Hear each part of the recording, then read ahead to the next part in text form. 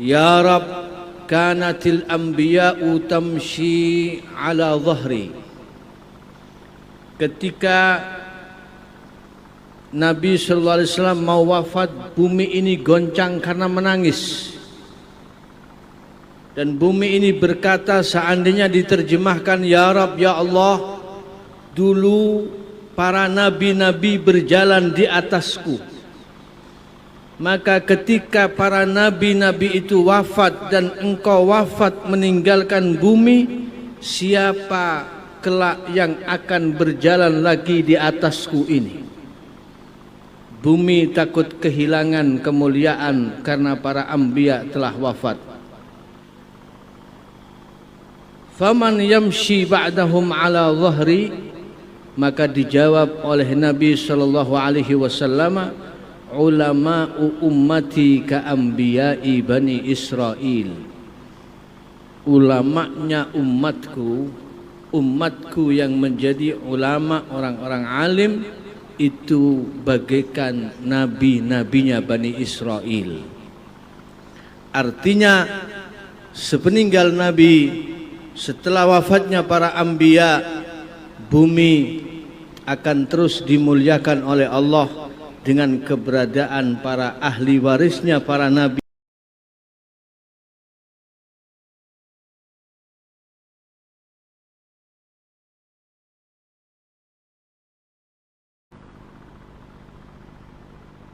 Amal tanpa ilmu itu tidak akan mungkin terjadi, tidak akan bisa terjadi.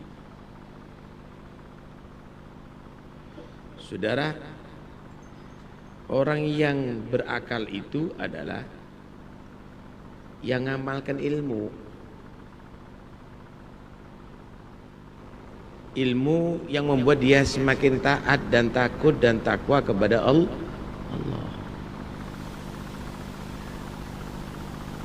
Kalau ilmunya banyak tapi tidak diamalkan, itu adalah satu kebodohan atau satu kegilaan. Orang kalau gila beneran,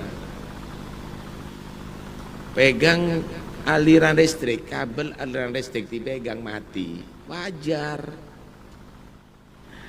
Tapi kalau ada orang ngerti ini ada aliran listrik, apalagi profesor, tahu ini ada aliran listrik, ada tulisan lagi di situ, dipegang mati, nggak wajar. Kira-kira mana yang lebih gila ini? Yang hilang akal ini atau yang ngerti tapi dia ngelanggar? Ilmu tanpa amal itu adalah satu bentuk kegilaan, itu adalah satu kebodohan.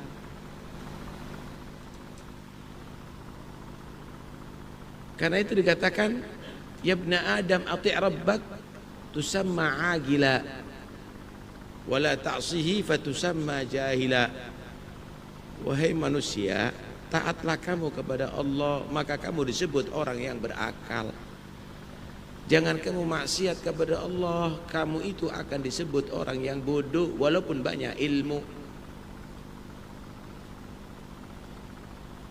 Apakah bil ilmil mujarrad biduni amal yanjul insanu bihi?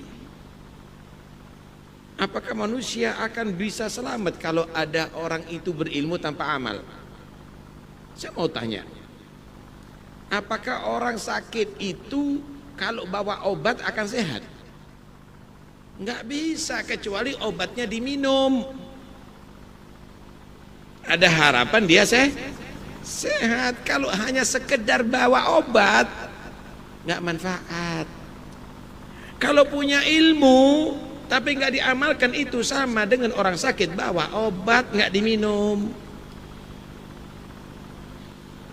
Karena itu Allah menggambarkan orang-orang Yahudi yang ngerti kitab Taurat tapi nggak ngamalkan isinya, itu sama keledai bawa kitab.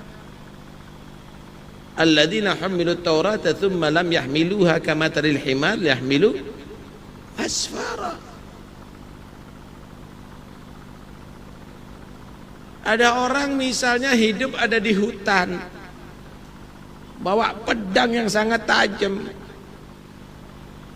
kemudian bawa tombak, panah, semua macam-macam aslihah, semua macam-macam senjata dibawa. Kemudian dia diserang oleh seekor singa yang lapar. Apakah manfaat hanya sekedar membawa pedang tanpa disebetkan, tanpa dipukulkan kepada singa akan melindungi dia dari singa? Nggak mungkin dong.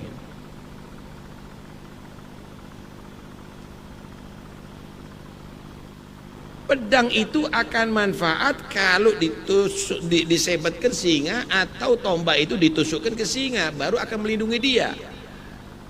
Begitu juga ilmu kita, kita belajar, tapi nggak kita amalkan. Syaitan, nafsu itu adalah singa yang akan menerkam kita. Cukup dengan ilmu, tapi kita mengikuti nafsu, akan bisa selamat, diangkat derajatnya oleh Allah? Nggak bisa. Al-ilmu hujjah alaika hatta ta'mala bih, fa idza amilta kana al-ilmu hujjatan lak. Ilmu itu akan menjadi bukti yang akan menjerumuskan kamu sehingga kamu mengamalkannya. Kalau sudah kamu mengamalkan, baru akan manfaat. Kiai Syarwani Abdan diangkat derajatnya bukan hanya kena ilmu, tapi ngamalkan ilmu. Karena itu yang sudah punya ilmu tugasnya adalah mengamalkan ilmu. Al-ilmu bila amal junun. Kalau beramal tanpa ilmu, la yakun, nggak akan jadi. Orang kalau mengamalkan sesuatu tanpa ilmu, sholat asal-asal sholatan, kenapa? Niru orang sholat, nggak tahu rukunnya, tambah kebablasan, tambah salah, saudara.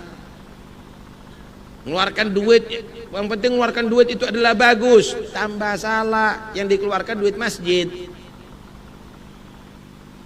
yang dikeluarkan duit amanat, tambah keliru. Karena itu amal itu harus diilmui. Dengarkan baik-baik kata Imam Ghazali, anna ilman la yub'iduka al-yawma 'anil ma'asi wa la yahmiluka 'ala ta'ah lan yub'idaka ghadan an nari jahannam. Ilmu yang tidak menjauhkan kamu daripada berbuat maksiat dan ilmu yang tidak membuat kamu tadi itu semangat untuk berbuat taat, ilmu itu tidak akan bisa melindungi dan menjauhkan kamu dari neraka Allah. Tahukah orang yang paling keras adabnya di neraka? Bukan orang awam, bukan orang pasar, tapi orang yang disebut alim. Kenapa? Nggak ngamalkan ilmu. Asyaddun nas azaban yaumal qiyamah alimun lam yanfa'hu Allahu bi'ilmih.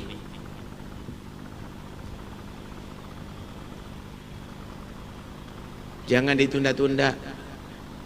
Kalau kesempatan kita mau berubah sekarang, berubah. Wahai ustadz, wahai dai-dai yang dikenal ustadz nih, yang diciumi tangannya, itu hati-hati. Jangan nanti mereka ini orang-orang akan ngelihat kita, ustadznya di neraka, muridnya masuk surga. Kenapa? Muridnya taat gara-gara dia, gurunya maksiat, nggak peduli dengan perbuatan dosa. Awas, hati-hati. Karena itu dikatakan oleh beliau, idza lam ta'malil yawm wa lam tadarakil ayyamal madiyah taqulu ghadan yawmal qiyamah farji'na na'mal salihah fayuqalu ya ahmak anta min hunaka taji. Nanti di hari kiamat, orang-orang yang selalu menunda amal, kemudian tidak berpikir amal-amal yang dahulu tadi itu untuk ia tutup dengan amal-amal solehnya, nanti di hari kiamat, kalau sudah nanti hari kiamat, ya Allah kembali lagi anakku ke dunia. Atau ketika Israel sudah mencabut nyawanya, dia dikubur, ditinggal sama muridnya, pengikutnya, ya Allah kembalikan aku di dunia untuk aku beramal soleh. Maka dikatakan, ente ini baru dari mana? Ini baru sampai ente keluar daripada dunia, lah kok minta kembali lagi ke dunia? Afi, ente terus ke akhirat sampai ke neraka. Karena itu ya ikhwani, yang paling penting dalam kehidupan di atas dunia harus punya satu prinsip. Apa prinsipnya? Kata Imam Ghazali, prinsipnya ij'alil himma fir ruh wal hazimah fin nafas wal maut fil badan. Jadikan semangat itu adalah untuk kesehatan dan kehidupan ruh. Peperangan itu adalah untuk melawan nafsu, dan kematian ada di anggota badan kamu. Saudara, di tubuh kita ini ada yang disebut ruh, ada yang disebut nafas. Badan ini akan mengikuti yang terkuat di antara duanya. Ruhnya kuat, badan ikut kepada ruh. Nafsu kuat, badan ikut kepada nafsu. Kepingin ruh kuat, kasih makanan-makanan ruh, vitamin-vitamin ruh. Apa? Perbuatan taat, zikir, qiyamul lail, bacaan Al-Quran, dan seterusnya dan seterusnya. Ketika ruh itu kuat, subhanallah, Anda lihat kadang-kadang orang jasadnya cacat, buta dia, tapi istiqomah sholat berjamaah ada di masjid. Kadang-kadang dia tadi itu sudah tua, minta dituntun, tetap menghadiri majelis. Kenapa? Ruh kuat. Sholat sekian ratus, sholat terawih, masya Allah panjang, siap. Baca Quran, kadang-kadang sehari 10 juz, kuat. Kenapa? Ruhnya kuat, jasad ikut.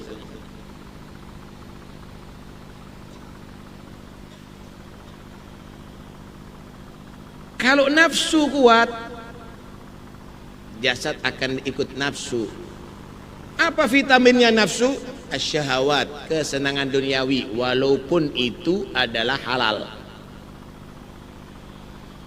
Contoh nih, contoh kesenangan duniawi, main sekak. Apa sekak itu? Catur. Tuh lihat, udah rambut putih, cucu 16, umur tinggal 2 hari, masih main catur berjam-jam. Baca Quran setengah jam nggak kuat kakinya. Hadir majlis 1 jam, wih, seperti duduk di atas jarum. Kenapa? Nafsu kuat. Kok bisa kuat sampai semalam suntuk main catur, main kartu? Kadang-kadang cucunya ngelihat, lucu kakek nih. Kenapa? Pakai toletan main catur. Nafsu, saudara.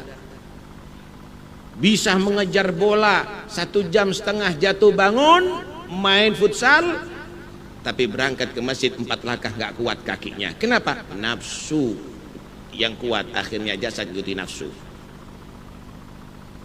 Perangi nafsu, semangati ruh. Badan ini anggap mati. Tahu nggak maksudnya badan anggap mati? Jangan terlalu terfokus. Inti badan ente hiasi dengan sarung yang mahal 2 juta. Arlojinya luar biasa, cincinnya luar biasa.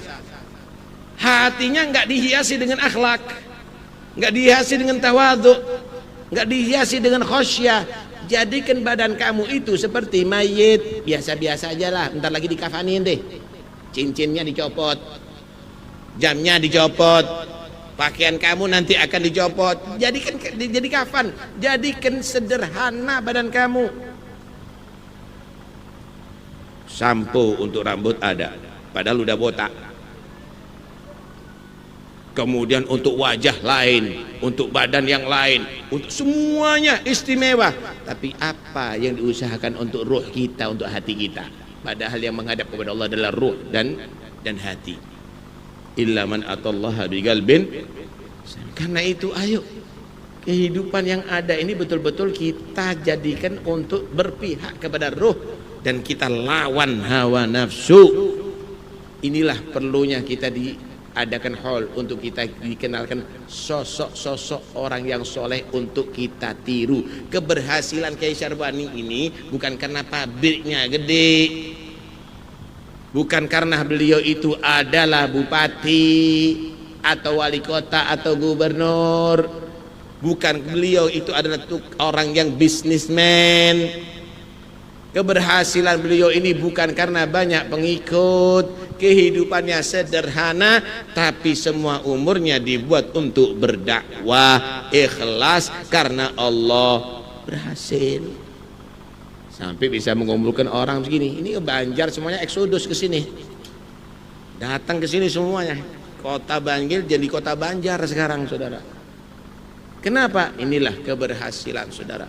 Terakhir, beliau Al-Imam Al-Ghazali radhiyallahu anhu menggambarkan, menukil golnya Sayyidina Abu Bakar As-Siddiq.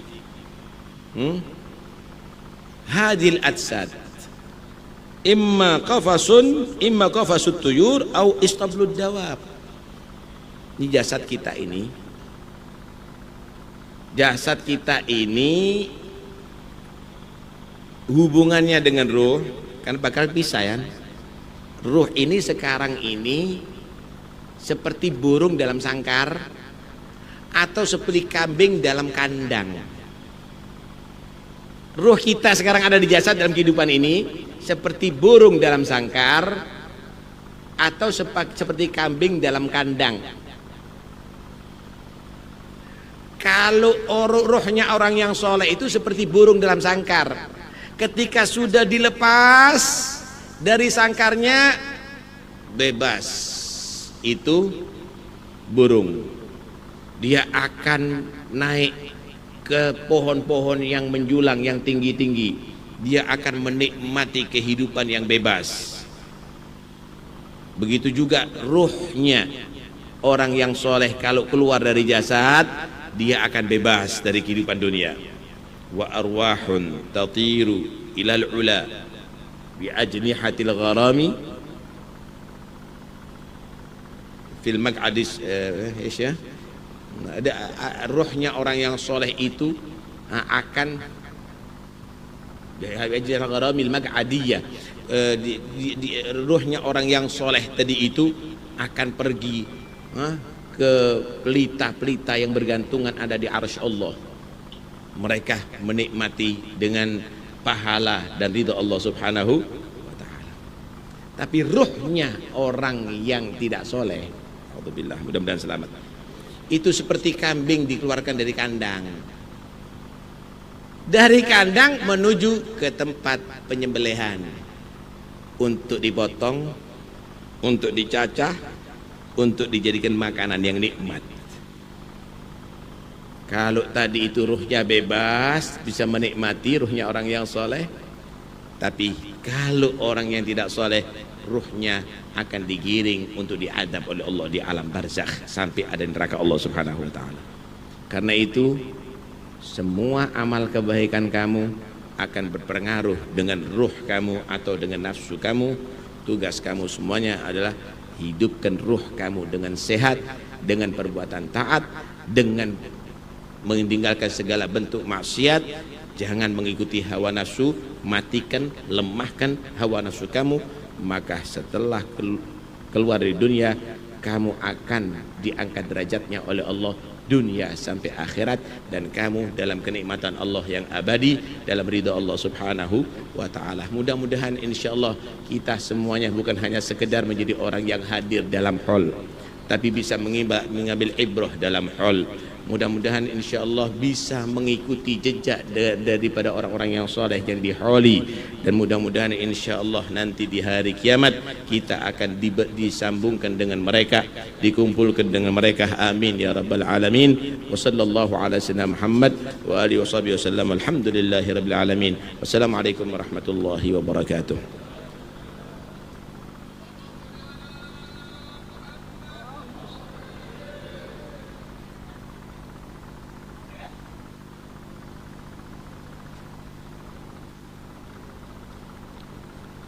Kami haturkan jazahullah khair, terima kasih banyak.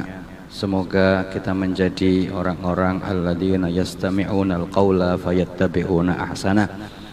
Mau'idhah hasanah akan disampaikan oleh Al-Habib Al-Ustadz Abu Bakar bin Hasan As-Segaf dari Pasuruan. Kepada beliau kami persilahkan. Allahumma salli ala Sayyidina Muhammad.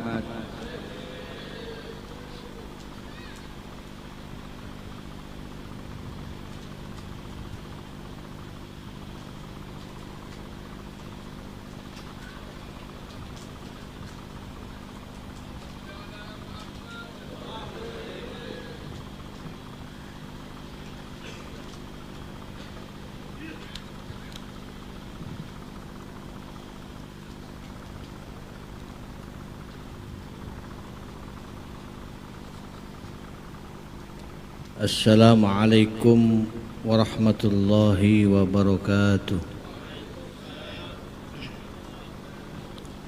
Bismillahirrahmanirrahim.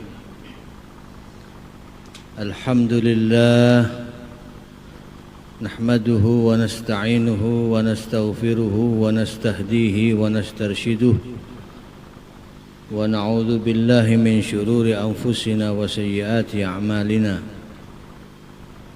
من يهده الله فلا مضل له ومن يضلل فلا هادي له وأشهد أن لا إله إلا الله وحده لا شريك له وأشهد أن سيدنا ونبينا ومولانا محمدا عبده ورسوله اللهم صل وسلم وبارك وكرم وعظم على سيدنا ونبينا ومولانا محمد وعلى آله وأصحابه وعترته وتابعيه أجمعين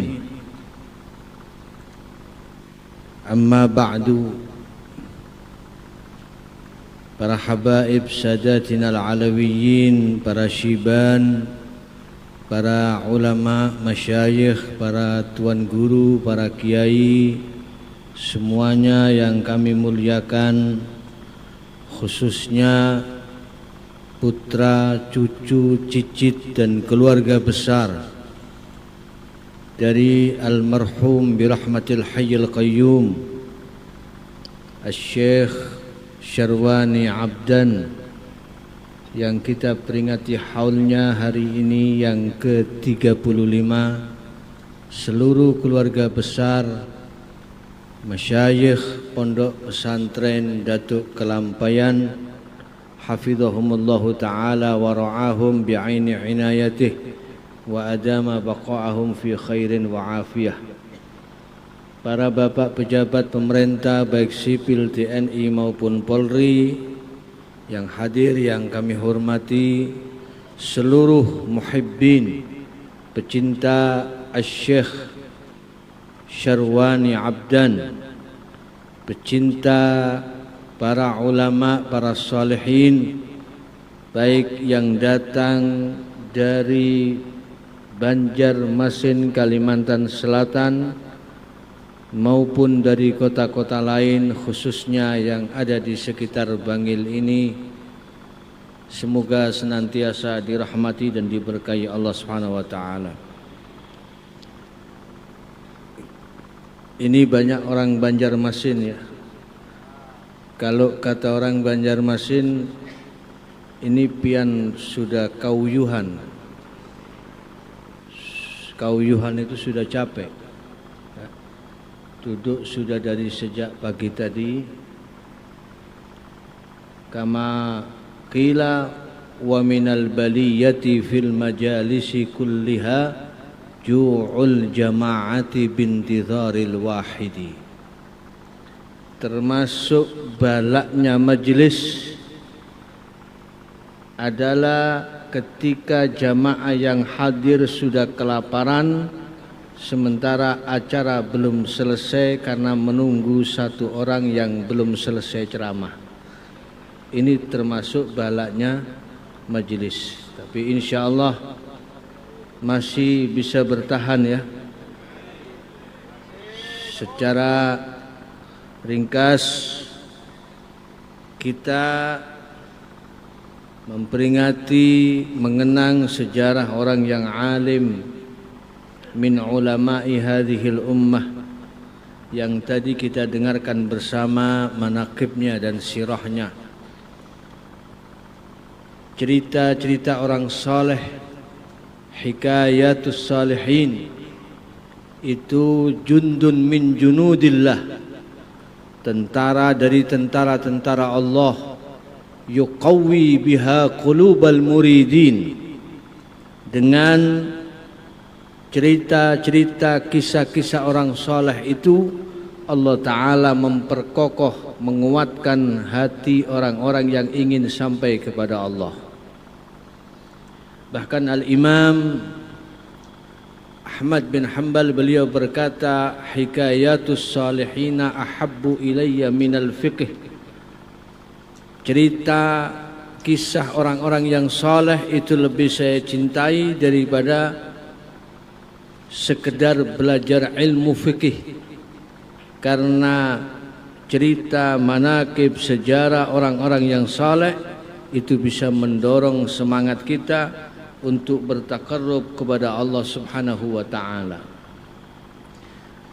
Ketika mendekati ajalnya Rasulullah sallallahu alaihi wasallam, lamma qarubat wafatul Mustafa, ketika Nabi mau wafat, dajjatil ardu bil buka wa qalat li maulaha, ya Rab, kanatil anbiya'u tamshi ala dhahri. Ketika Nabi sallallahu alaihi wasallam mau wafat, bumi ini goncang karena menangis.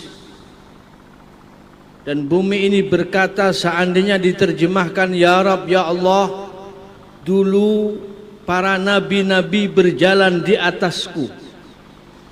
Maka ketika para nabi-nabi itu wafat dan engkau wafat meninggalkan bumi, siapa kelak yang akan berjalan lagi di atasku ini?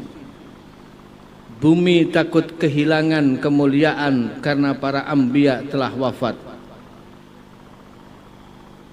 Faman yamshi ba'dahum ala dhahri, maka dijawab oleh Nabi sallallahu alaihi wasallam, ulama'u ummati ka anbiya'i bani Israil. Ulamanya umatku yang menjadi ulama, orang-orang alim itu bagaikan nabi-nabinya Bani Israel. Artinya sepeninggal Nabi, setelah wafatnya para anbiya, bumi akan terus dimuliakan oleh Allah dengan keberadaan para ahli warisnya para nabi, yaitu para ulama. Al-ulama warasatul anbiya, fa innal anbiya'a lam yuwarrisu dinaran wala dirhama walakin warrasu al-ilma, faman akhadahu faqad akhadha bihadzin wafir.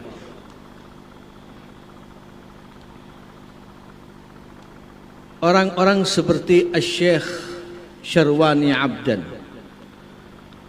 ini orang yang sangat mulia sekali pangkatnya di sisi Allah. Kenapa beliau dimuliakan? Satu yang paling utama adalah karena ilmu. Lihat bagaimana Allah Ta'ala meletakkan pangkat derajat para ulama di dalam Al-Quran di urutan ketiga setelah Allah dan malaikatnya.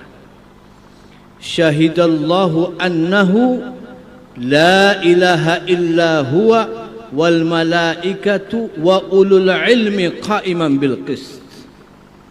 Pertama Allah, kedua malaikat, ketiga ulul ilmi adalah para ulama, termasuk yang kita peringati haulnya pada siang hari ini. Beliau diletakkan oleh Allah Subhanahu wa taala pada urutan ketiga setelah para malaikatnya.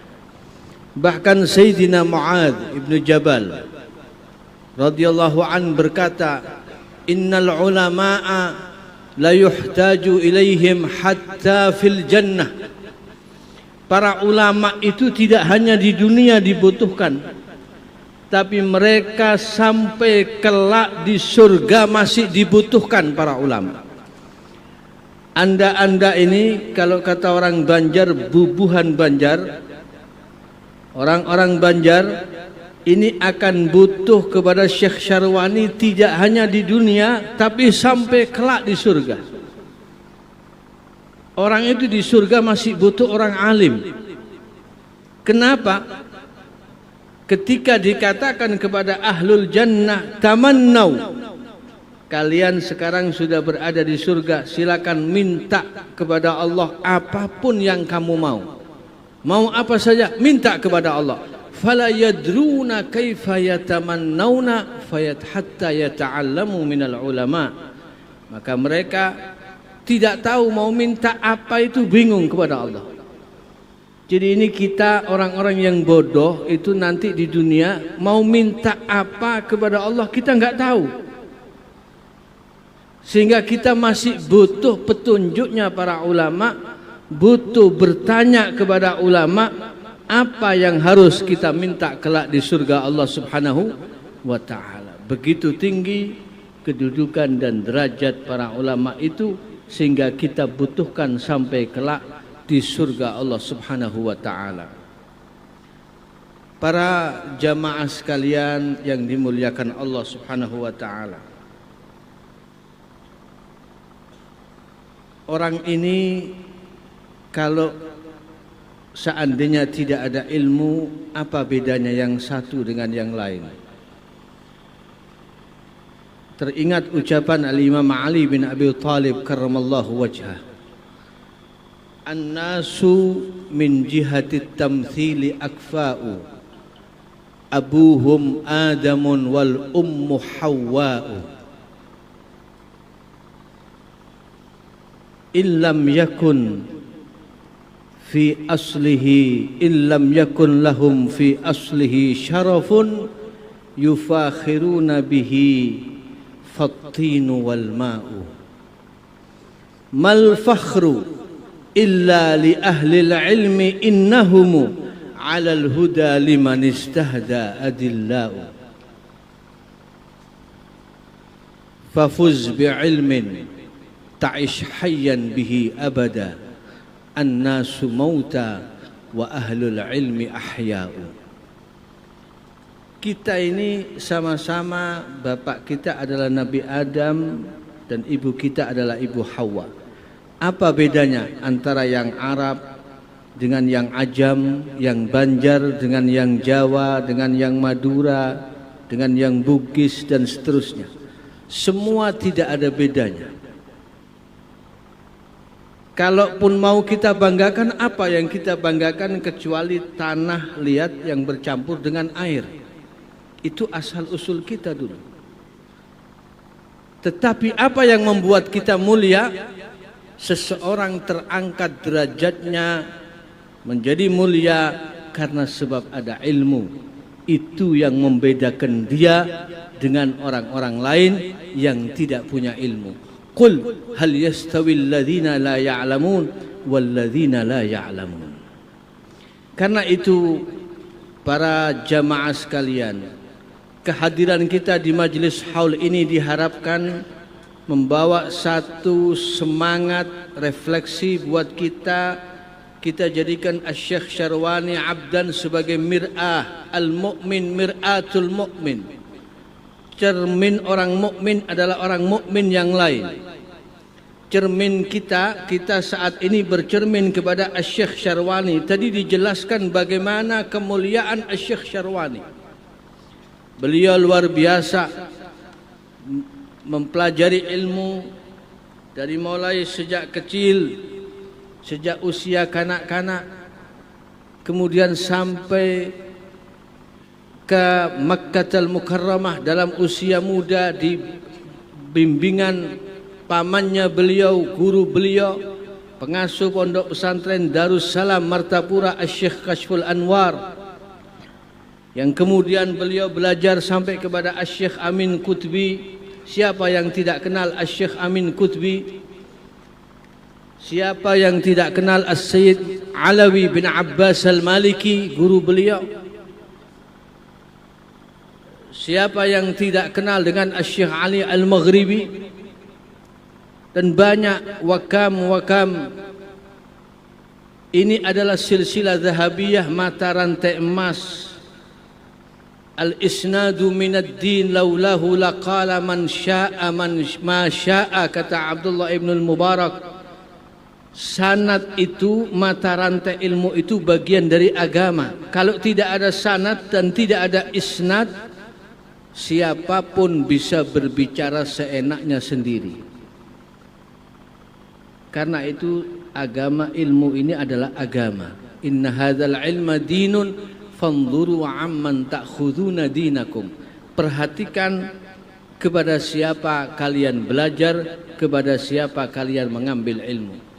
Silsilah Asy-Syaikh Syarwani bersambung an syaikhin ila syaikhin, min alimin ila alimin, min fadilin ila fadilin, sampai kepada kakek beliau, datuk beliau, yaitu Asy-Syaikh Muhammad Arsyad Al-Banjari yang kita kenal dengan Datuk Kalampayan.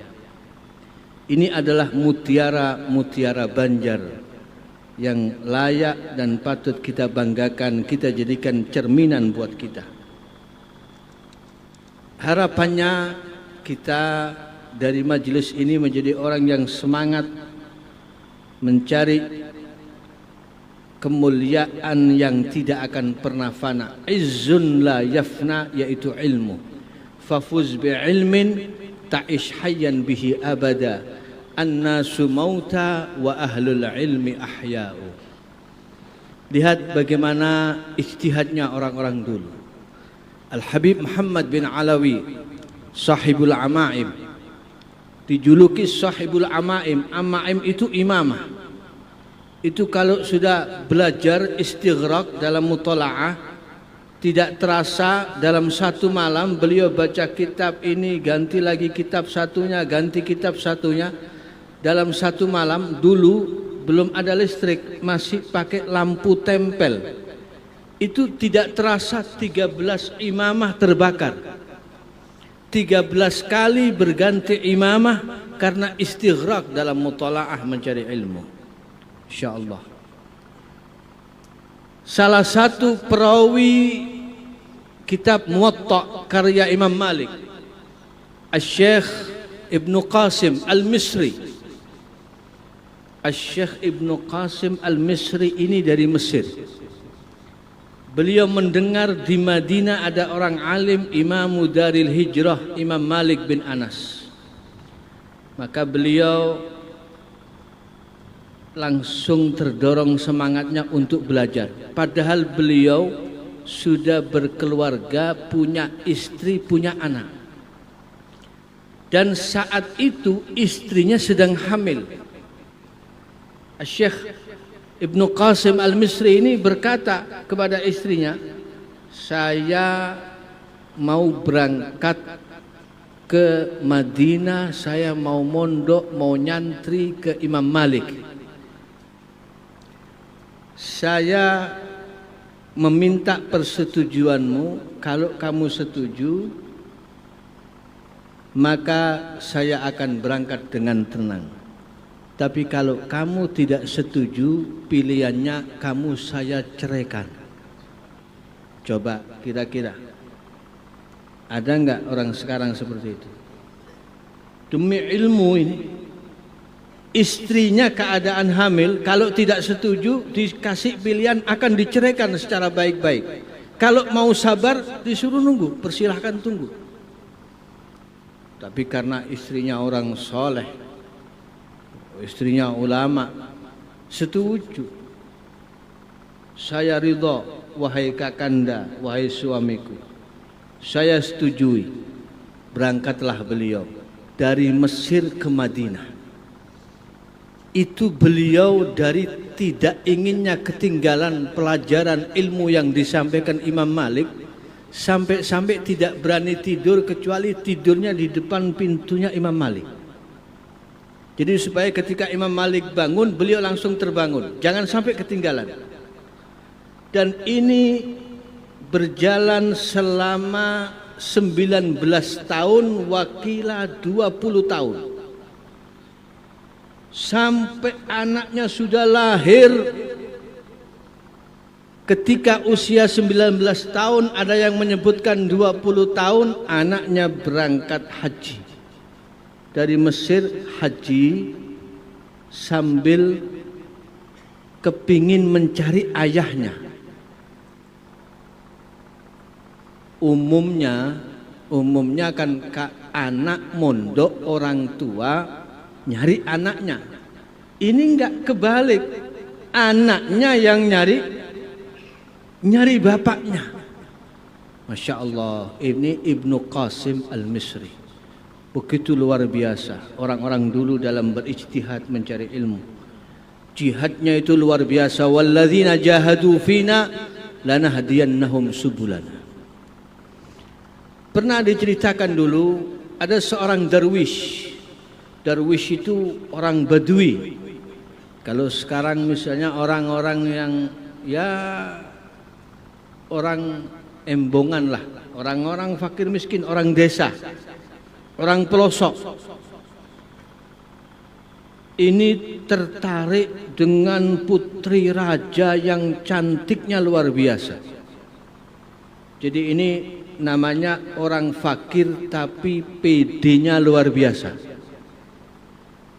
Sudah miskin, fakir, wajahnya enggak ada cakep-cakepnya, kulit hitam, datang ke istana raja. Ada seorang raja yang dia tahu di suatu daerah, didatangi istananya, tujuannya ngelamar putrinya raja. Bayangkan. Wah, ini percaya diri yang enggak main-main. Ini rajanya begitu melihat ada orang model kayak begini ngelamar putrinya, langsung shock. Ini kamu enggak apa-apa, waras apa gimana? Akhirnya rajanya ini mujamalah, ya sekedar pokoknya yang penting dikasih jawaban orang ini biar cepat keluar. Dianggap ini orang gila. Kata rajanya, kamu kalau mau ngelamar putri saya, maharnya, kebetulan orang ini lagi bawa karung ya, bawa kantongan tempat untuk makan minumnya dia. Kamu kan bawa kantongan, kata raja. Itu karung yang kamu bawa itu penuhi dulu dengan emas, mutiara, berlian. Kalau itu sudah penuh, baru kamu datang ke sini ngelamar putri saya. Baru saya terima. Akhirnya apa? Orang ini karena sungguh-sungguh, wah ini dia memang sudah punya kemauan yang sungguh-sungguh. Dia berangkat cari di mana. Dia mikir, ini mutiara tempatnya ada di laut. Datang dia ke pinggiran laut, cari laut. Begitu sudah ketemu di pinggiran laut, dia ambil tempat ya, seperti tempatnya minum. Itu air laut diambil sedikit demi sedikit. Bayangkan, air laut mau dikuras, masuk akal enggak ini? Laut mau dikuras. Ini orang yang lewat semuanya tanya, kamu ngapain kok ngambil air laut? Satu mangkok terus begitu. Saya mau nguras air laut. Lalu terus mau dikuras tujuannya apa? Ya kalau nanti airnya sudah kering, saya tinggal ambil mutiara-mutiara yang ada di dalam lautan ini. Wah, kata orang-orang ini gila ini sudah. Enggak masuk akal. Tapi subhanallah, karena kesungguhan Allah Ta'ala kirim malaikat ikan-ikan yang ada di laut itu kamu takut-takuti semua. Ini malaikat turun semua memberikan ilham dari Allah Ta'ala kepada ikan-ikan yang ada di lautan itu. Wahai ikan-ikan, ini di atas laut ada orang gila mau nguras laut. Bayangkan kalau air laut ini terkuras habis, kalian tidak bisa hidup. Mau hidup di mana? Mati semua kalian. Ini orang lagi cari mutiara, berlian, perhiasan. Sekarang semua ikan di laut dikasih komando, ada komandannya ikannya. Yang paling besar jadi komandannya. Semua ikan-ikan di laut saya kasih tugas kumpulkan seluruh mutiara, berlian, permata yang ada di dasar lautan ini, kemudian muntahkan ke daratan. Sampai penuh tempat orang ini supaya dia enggak jadi nguras lautan. Dari takutnya ikan-ikan, ikan enggak punya akal, nurut saja. Akhirnya semua pada cari berlian, cari permata, dimuntahkan ke daratan, dimuntahkan ke daratan, diambil sama ini orang, dipenuhi itu. Lama-lama akhirnya itu karung penuh, isinya berlian, mutiara asli-asli. Bukan dari Martapura, asli ini, langsung dari laut. Begitu sudah penuh karungnya, dibawa menghadap kepada raja. Wahai raja, ini yang engkau minta, mahar untuk putrimu sudah saya penuhi. Ini karung sudah penuh dengan permata dan berlian. Itu rajanya saking kagetnya, syok, langsung pingsan lagi. Dan akhirnya karena sudah janji, mau tidak mau anaknya yang cantik jelita, putri seorang raja, dikawinkan dengan seorang derwish, orang dari desa, dari gunung, tapi karena kesungguhannya yang luar biasa berhasil menikahi putri raja. Nah, ini contoh buat kita. Ya, jadi memang para ulama itu luar biasa. Mereka, jangan heran kalau Anda melihat Asy-Syaikh Muhammad Arsyad Al-Banjari, kita melihat Asy-Syaikh Muhammad Syarwani Al-Banjari, memang beliau ini kesungguhannya sangat luar biasa dari semasa hidupnya. Itu bisa kita lihat dari sirahnya dan manaqibnya. Dulu ada seorang ulama besar, Al-Habib Muhammad bin Husain Al-Habsyi. Ini ayah dari sahibul maulid, Al-Habib Ali bin Muhammad bin Husain Al-Habsyi. Habib Muhammad ini menjadi muftil Haramain. Sebelum menjadi mufti dikisahkan, beliau ini dulu tidak belajar ilmu, biasa-biasa saja. Suatu saat beliau kepingin meminang putri dari salah seorang habaib yang bernama Al-Habib Muhammad bin Qutban.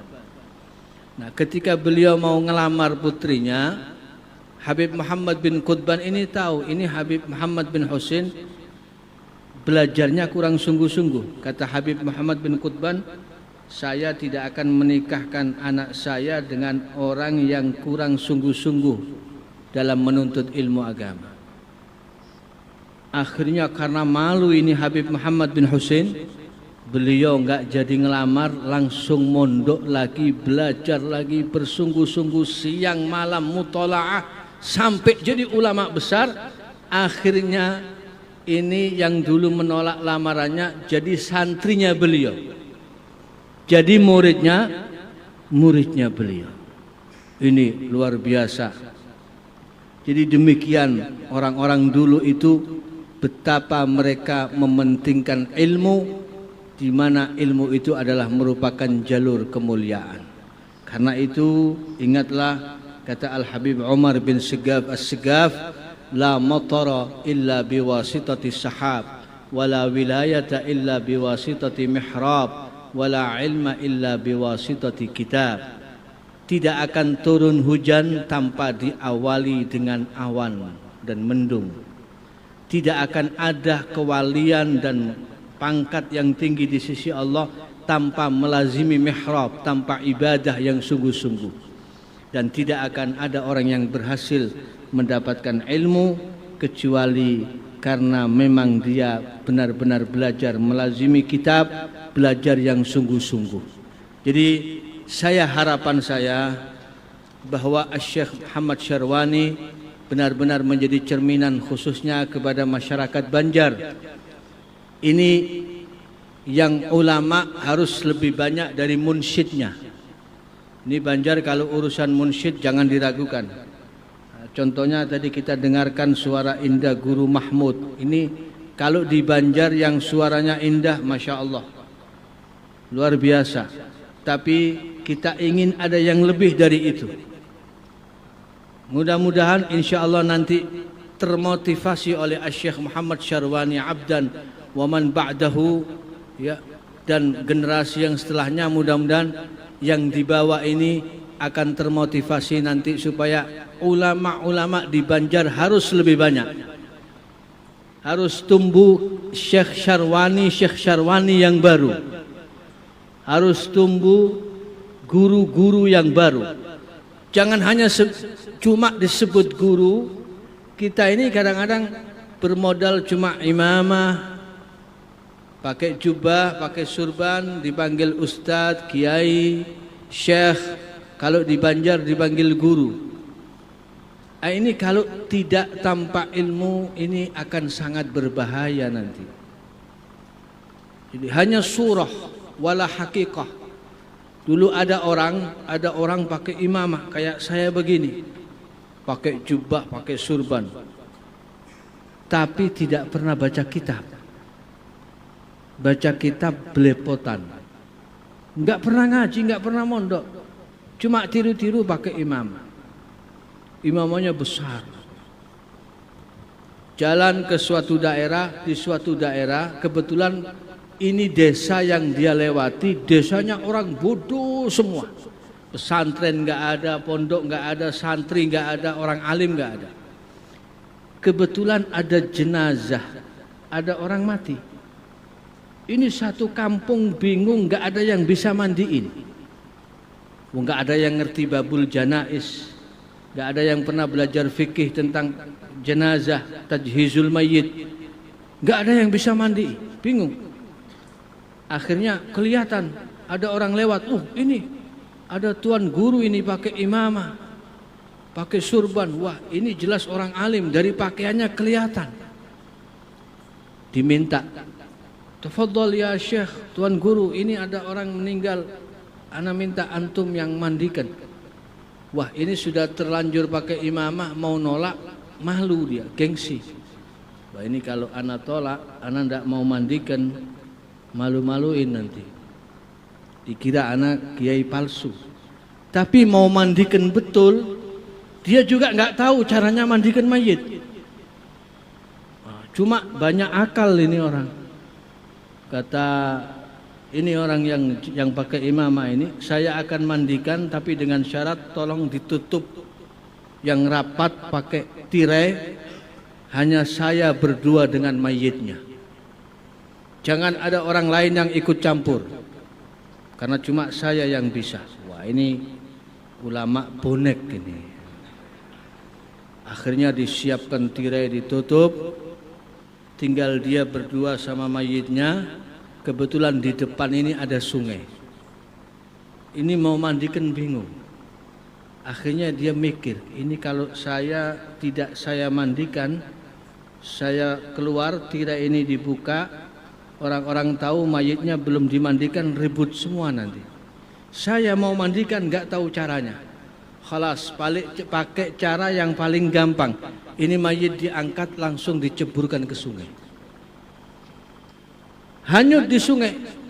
Sudah kira-kira setengah jam, 45 menit, suruh buka tirainya. Buka, dibuka. Loh, orang kampung ribut, mayitnya kok tidak ada, kemana? Ini ternyata yang meninggal waliyun min awliyaillah. Saya mandikan tiba-tiba hilang katanya. Wah, ini orang banyak akalnya. Jadi disinilah betapa hinanya kebodohan itu dan betapa mulianya keilmuan itu. Karenanya kita berharap mudah-mudahan as-sirru la yunza' min mahallih wa yabqa fi makanih. Rahasia Syekh Syarwani, Syekh Arsyad Al-Banjari insyaallah tidak akan dicabut dari tempatnya dan akan terus langgeng di tempatnya. Dzurriyyatan ba'duha min ba'd. Anak cucu beliau mudah-mudahan menjadi keturunan yang saling menguatkan, mengokohkan satu dengan yang lainnya dan bisa menjadi khairu khalaf li khairi salaf, sebaik-baik penerus bagi sebaik-baik pendahulu. Amin ya rabbal alamin. Ya Rabbi wajma'na wa ahbaban lana fi darikal firdausi atyabi mawdi'i. Ya Rabbi wajma'na wa ahbaban lana fi darikal firdausi atyabi mawdi'i. Ya Rabbi wajma'na wa ahbaban lana في دارك الفردوس أطيب موضعي. وصلى الله على سيدنا محمد وعلى آله وصحبه وسلم والحمد لله رب العالمين. ثم السلام عليكم ورحمة الله وبركاته.